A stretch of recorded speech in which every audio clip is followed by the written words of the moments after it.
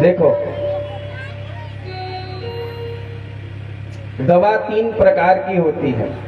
एक आयुर्वेदिक, थोड़ी कड़वी होती है लेकिन रोग को जड़ से मिटा देती है। और एक अंग्रेजी एलोपैथिक दवा होती है महाराज, रोग को जल्दी तो मिटा देती है लेकिन जड़ से नहीं मिटा पाती। थोड़ा सा और आवाज में कुछ हो सकता हो तो।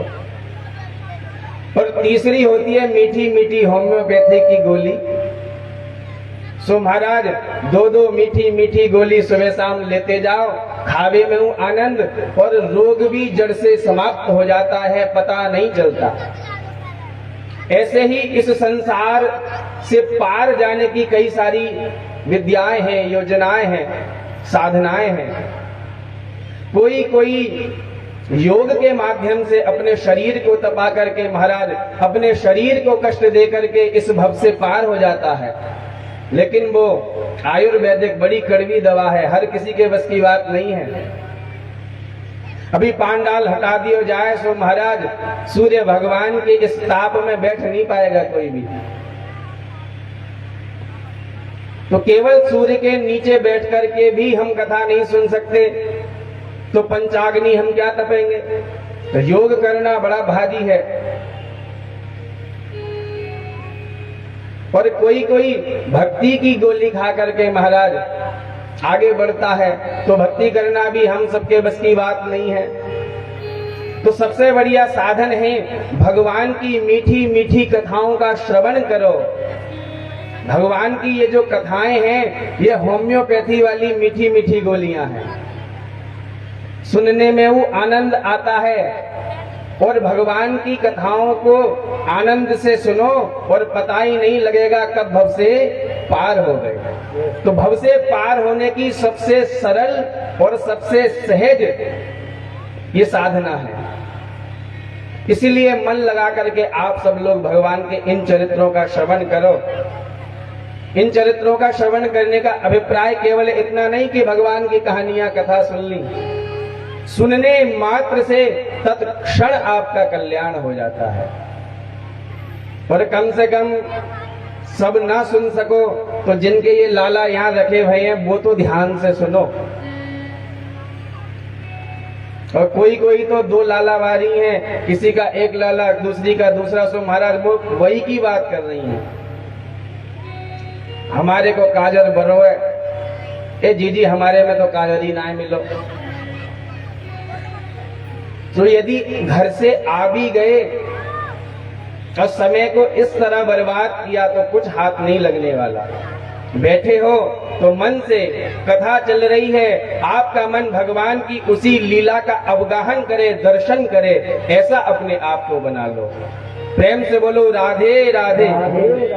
एक जरूरी सूचना है जी, जो हमारी माताएं बहनें बैठी हैं, भैया बैठे, जो गेट पर चप्पल निकाल करके आई है, कृपया अपने किसी लाला को भेज करके चप्पल साइड में रखवा दे, क्योंकि अव्यवस्था होती है इससे। हाँ ऐसा करें। बोलिए वृंदावन बिहारी लाल की। अब नंद बाबा बोले भैया मैं तो जाऊं, कंस को कर देवे मथुरा, तुम ब्रज की रक्षा करियो, मेरे लाला को ध्यान रखियो। सो नंद बाबा तो गए मथुरा, लेकिन पल्लंगते आ गई लाला की मौसी। कौन है ये लाला की मौसी? कंसेन प्रहिता घोरा पूतना बालघातिनी शिशुं शारस्य निघ्नन्ति पुरग्राम वृजादिषु।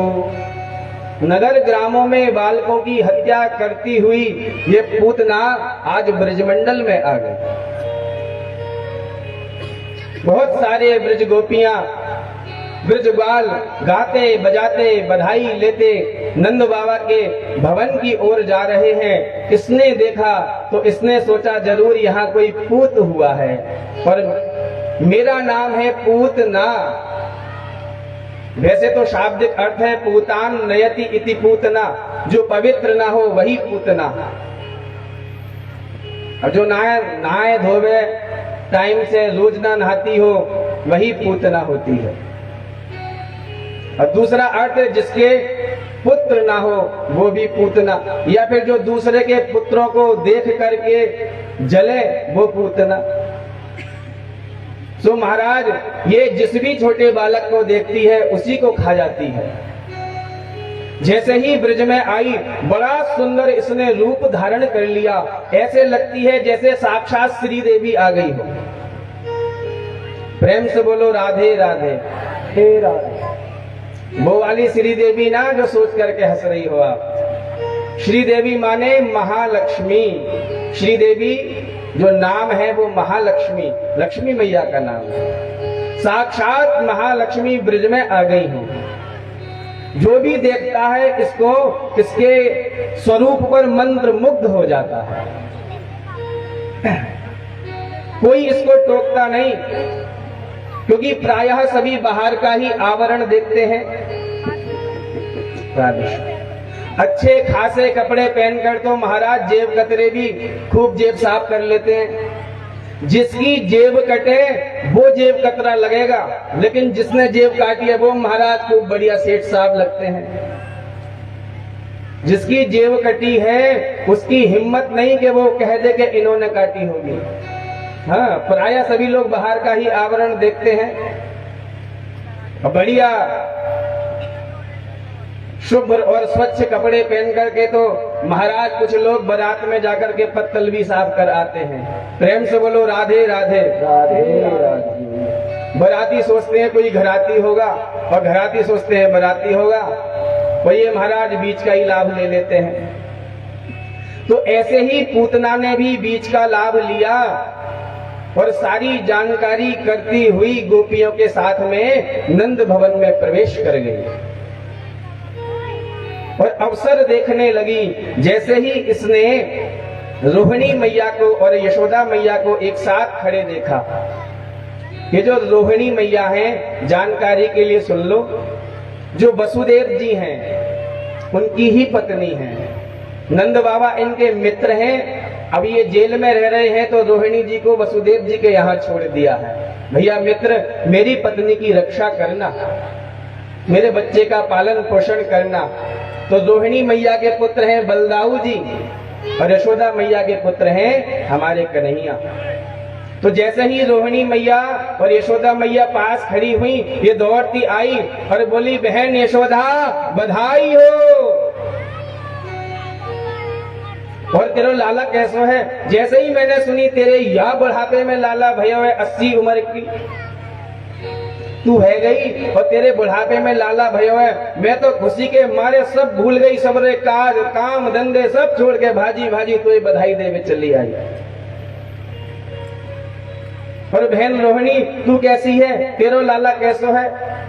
अब दोनों मैया देख रही हैं ये कौन हमारी बहन आई, लेकिन यशोदा मैया सोचती है मेरी ना सही रोहिणी की कोई बहन होगी, और रोहिणी मैया सोचती है मेरी ना सही तो यशोदा मैया की कोई बहन होगी।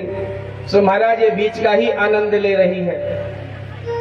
अरे यशोदा तुम मोते बात ही करती रहेगी कि लाला के दर्शन कराएगी। यशोदा मैया बोली, बहन हवाले ही सोयो है, वह पालने में लेटो है, अब मैं तो सबन को स्वागत कर रही हूँ, जा तू वहीं जाके आशीर्वाद दिया। सो महाराज इसको मिल गया अवसर। धीमे धीमे पैरों से ये भगवान श्री कृष्ण के समक्ष जाने लगी, पर हमारे छोटे से कन्हैया पालना में लेटे हैं। लेटे लेटे भगवान ने आंख उठा करके देखा, ओहो मौसी जी आई हैं मारवे। तो भगवान ने क्या किया, दोनों आंखें बंद कर ली। विबुध्यताम बालकमारिका गृहम चराचरात्मा सनिमीलिते क्षणः। भगवान तो चरात्मा, चर अचर सभी की आत्मा है, सर्वांतर्यामी है। कौन किस भाव से आया है सब जानते हैं, लेकिन भगवान ने आंखें क्यों बंद करी पूतना को देख करके? कई सारे भाव हैं। एक संत कहते हैं भगवान ने इसलिए आंखें बंद करी कि भगवान ने सोचा हम आए हैं दुष्टों का संहार करने के लिए, और लगता है हमारे इस अभियान की शुरुआत मौसी जी से ही होगी। तो जब कोई कार्य करे तो मंगलाचरण कर लेना चाहिए। अब हम इतना बड़ा कार्य करने आए हैं, उसकी शुरुआत करने वाले हैं, तो आंखें बंद करके मानो मंगलाचरण करने लगे भगवान। एक संत कहते हैं, हमें तो ऐसा लगता है भगवान ने सोचा हम ब्रिज में आए हैं माखन मिश्री खावे, लेकिन माखन मिश्री को तो दर्शनों दूर दूर तक ना है भयो, और मौसी जी आ गई जहर पिवावे। अब जहर पीवे को हमें तो कोई अभ्यास है ना, जहर पीने का ये अभ्यास जो है हमारे भोले बाबा को बहुत बढ़िया है। बोलो महादेव की जय हो। सो आंख बंद करके भगवान भोलेनाथ का ध्यान करने लगे। हे भोलेनाथ जल्दी आओ और या जहर से तो आप ही रक्षा करो, यह जहर को तो आप ही पियो। एक संत कहते हैं, हमें लगता है भगवान ने इसलिए आंखें बंद करी कि ऐसी ही एक सुंदरी त्रेता में भी आई थी। नाम क्या था? शूर्पणखा, जिसको आप सुपनखा बोलते हो। सही शब्द है शूर्पणखा। इस शब्द का अर्थ क्या होता है? सूप जैसे हो नख जिसके। आज भी महाराज शूर्पणखा की बहुत सारी भतीजियां आपको मिल जाएंगी। प्रेम से बोलो राधे राधे राधे राधे। तमाम गंदगी भरी हुई है, तुम्हारी पूजा तुम्हारे लाला कैसे स्वीकार करेंगे मैया? सो इतने इतने बड़े सूपड़ खा के जैसे नखून रख करके घूमती हैं। ये नखूनों से कौन सी सुंदरता आ जाती है? उसको कैसे दिखाती हो ये ही समझ में नहीं आता। कैसे चलती हो क्या? प्रेम से बोलो राधे राधे। तो जो पवित्र ना हो वही तो पूतना है। हम नखूनों में तमाम महाराज गंदगी भरी है, और आप कह रही हो पूतना मत कहो महाराज, शूर्पणखा मत कहो। भगवान की यदि सेवा करनी है तो ये आडंबर को त्यागो। सो महाराज ये शूर्पणखा आई थी त्रेता युग में, और भगवान से क्या कहती है? शूर्पणखा कहती है, राजकुमार तुम बहुत सुंदर हो, और तुम्हारे जैसा सुंदर युवक मैंने आज तक नहीं देखा, लेकिन मैं भी कुछ कम नहीं हूं, मैं भी तुमसे आ गई हूं। क्या कहती है? तुम सम पुरुष नमो सम नारी, तुम सब पुरुष नमो सम नारी, तुम सम पुरुष नमो सम नारी, तुम सब पुरुष नमो सम नारी। तुम्हारे समान कोई पुरुष नहीं हो सकता, लेकिन मेरे समान सुंदर भी कोई नारी नहीं, और यह संजोग विधि रचा विहार। विधि माने ब्रह्मा ने यह संजोग बहुत विचार करके रचा है। हरे हरे। तो जैसे तुम्हारे जैसे समान कोई नहीं है, वैसे ही मेरी टक्कर की भी सुंदरी अभी तक कोई तुमको नहीं मिली होगी। और मैंने तो इसलिए विवाह ही नहीं किया। अब देखो झूठ भी बोल रही है, विधवा है और कह रही है विवाह नहीं किया। इसका पति न जाने कब का मर चुका। इसके पति का नाम है विद्युज्जीव। और क्या कहती है? ताते अवलग रही कुमारी, ताते अवलग रही कुमारी, मन माना कछु तुम ही निहारी, मन माना कछु भगवान से कह रही है, मैं इसीलिए ताते अब तक रही कुमारी, अभी तक कुमारी हूं, पर तुमको देख करके मेरा कुछ कुछ मन मान गया। पूरा मन तो अभी नहीं माना। अब भगवान को ही फेल बता रही है कि तुमको देखकर भी पूरा मन नहीं माना, कुछ ताते अब लग रही कुमारी, मन माना कछु तुम्हें निहारी। फिर भी तुम चल जाओगे। माता जी कहाँ बैठी हैं? माता जी सामने बैठो, आपके दर्शन नहीं हो रहे। प्रेम से बोलिए वृंदावन बिहारी लाल की जय हो। अब ये भगवान को ही फेल बता रही है, लेकिन भगवान ने एक भी बार इसकी ओर दृष्टि उठा करके नहीं देखा। भगवान ये भी सोच सकते थे कि भाई हम मिथिला गए थे, कितनी राजकुमारियां हमारी रूप की प्रशंसा कर रही थी, और ये देवी जी कौन आई जो हमको ही फेल बता रही हैं, जरा एक बार देखें तो सही कितनी सुंदर है।